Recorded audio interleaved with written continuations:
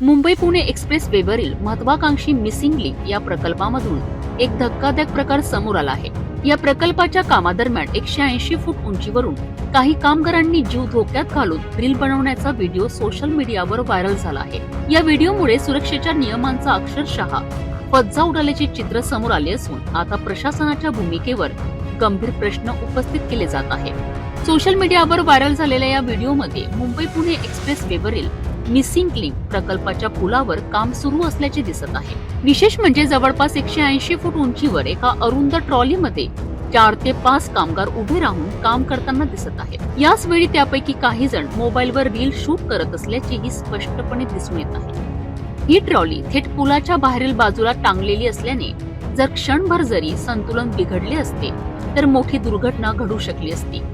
स्थानिकांच्या मते जर ही ट्रॉली खाली कोसळली असती तर खाली भरधाव वेगाने धावणाऱ्या वाहनांवर ती आदळून शेकडो प्रवाशांचे जीव धोक्यात आले असते।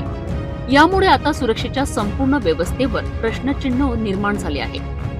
इतक्या मोठ्या आणि संवेदनशील प्रकल्पाच्या ठिकाणी सुरक्षा अधिकाऱ्यांची उपस्थिती होती का?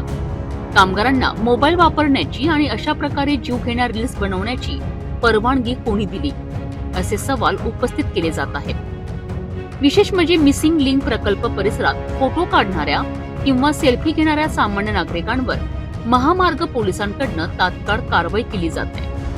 मात्र कामगारांकडूनच अशा प्रकारे सुरक्षेचा भंग होत असताना प्रशासनाने दुर्लक्ष का केले, असा संतप्त सवाल आता सोशल मीडियावर उपस्थित होत आहे।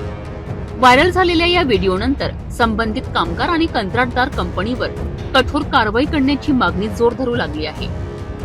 मुंबई पुणे एक्सप्रेस वेवरील मिसिंग लिंक प्रकल्प हा राज्यातील अत्यंत महत्वाचा आणि संवेदनशील प्रकल्प मानला जातोय।